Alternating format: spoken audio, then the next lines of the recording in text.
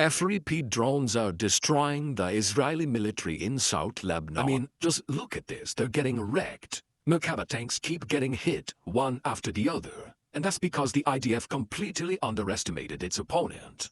Here, check this out. It's a helicopter medical evacuation team that got ambushed by an FPV drone. And for this one, we'll have to analyze the three angles of the same drone strike. The IDF came this close from witnessing a complete disaster. So in this video, we will explore the latest Hezbollah FPV drone strikes on the IDF and what it means for the Israeli campaign in southern Lebanon. First things first, despite the ceasefire, fighting continues in southern Lebanon between the IDF and Hezbollah. However, it's obvious that Israeli troops are ill-prepared for a modern warfare, and the Israeli command is panicking. The IDF admits to gaps in dealing with Hezbollah drones, the precise threat that worries the IDF, how explosive drones became Hezbollah's main weapon.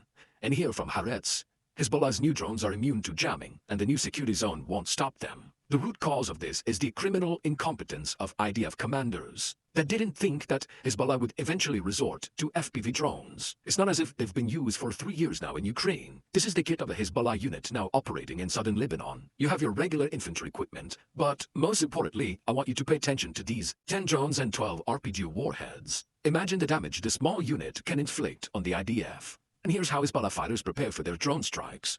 We can see a 93mm PG-7L anti-tank RPG warhead, probably of Bulgarian origin. And then there's the drone below, but most importantly, we can spot the fiber optics drum. The FPV then takes off from in between 4 bricks. And here the fiber optics drum becomes visible. These fiber optics drones are immune to jamming. The drone then flies circles over a city and then strikes the front of a Merkava tank. And you know what? It's really in this last week there was an exponential use of FPV drones by Hezbollah. Here on the 24th of April, this Hezbollah FPV drone operator circled over the town of Cana. And then he finds this sort of HQ. There are multiple light vehicles, there's a truck at the rear, and then he goes in for one of the Humvees parked at the front. Many other Israeli vehicles were targeted that day. Here at the bottom of the screen we can see low battery, meaning the drone had been flying for quite some time. Usually in drone warfare you have your recon UAVs that will guide these FPV strike drones to their targets. But in this case, it feels as if the pilot was on the hunt and just followed this mud path. He was about to fly off when he spotted an 8-ton armored personnel carrier down below. Same principle here on the following strike against this sort of jeep or truck. In this one I don't see a fiber optics drum, so it must be one of those regular FPVs. The drone flies over the town of Binch Beil, the town that has seen a massive battle and that is now completely demolished. The pilot didn't see it, but the guys in the command post spotted Israeli vehicles on the left. So the pilot did a U-turn and then went in for one of the jeeps. And then you know how the Israeli army is currently destroying all the buildings in southern Lebanon in the areas they conquer so that the population doesn't come back. Well, in this footage, one of the drones flying over the settlement of Rashaf spotted and Paga, how'd you say it in Ingoloid? Oh yeah, an excavator. But then the video abruptly cuts, so I think he actually missed the target. All these videos were released on the 24th of April, alone. According to officers in the ground wing, Hezbollah usually operates a surveillance drone, collects information, returns, and then operates a fiber optic drone that is very difficult to detect and disrupt, and carries out an attack on the forces. And the other thing is that Hezbollah combatants are fighting on their home turf. They know the area by heart. And the area in southern Lebanon is not that big, so it doesn't take a lot of time between the takeoff of a drone until it hits the target. Up until now, Hezbollah UAV teams mostly targeted vehicles. But this changed on the 26th of April, this time over the town of Taiba. The drone operator spots 3 Israeli vehicles on the road. He goes for the one in the middle. I thought it was strange. Usually in this type of scenario you would want to hit the lead vehicle first. But then look at the number of Israeli soldiers just standing around the Merkava. 6 soldiers. And yeah, that's the last frame. Ouch. GG, well played. This one was bad. It's no surprise in my last video I said Hezbollah would eventually target Israeli soldiers. And that's when things are going to get really bad for the IDF. And this is exactly what we're witnessing right now. And then the next day came this ambush against an Israeli helicopter. And this time we have 3 angles of the same drone strike. Welcome to dystopian modern warfare. So let's start with the point of view of the IDF, the helicopter lions, and we have 5 soldiers about to carry a soldier for what seems to be a medical evacuation. There are a lot of infantry around, and I can count about 10 soldiers. 30 seconds later, as the medevac is lifting the wounded soldier into the helicopter, that's when the one filming suddenly raises his rifle. Here it says drone attacks while rescuing people. Everyone starts running away and scatters, and then the drone falls only 5 meters away from the helicopter. Look at the amount of people that were gathered here, an entire platoon worth of troops. The helicopter quickly takes off and then everyone runs for cover.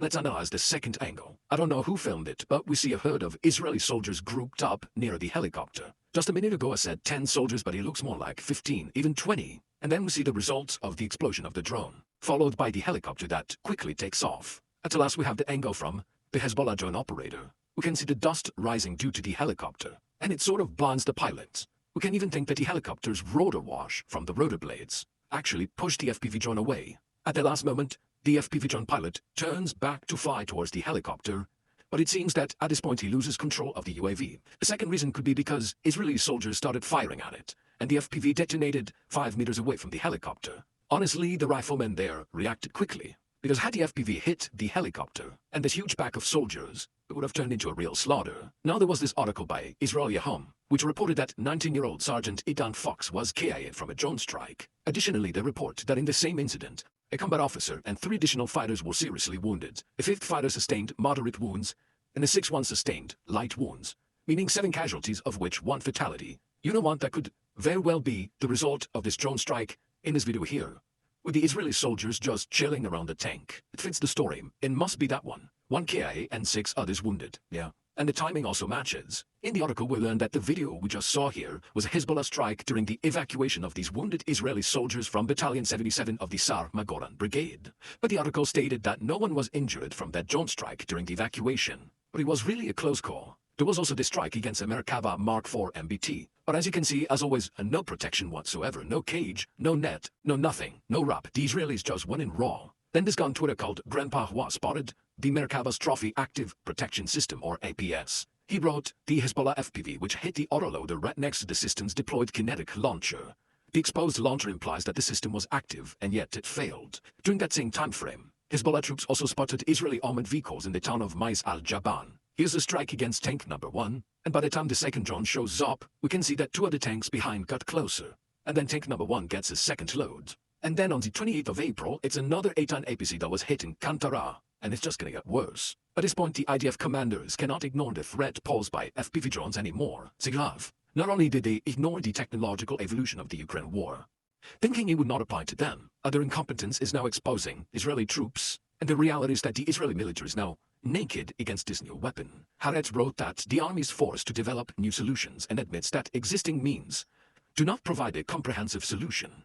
And that's why Israeli soldiers are now coming up with improvised solutions to counter Hezbollah drones. Copy-paste the same thing that we witnessed in the Ukraine war starting in 2020.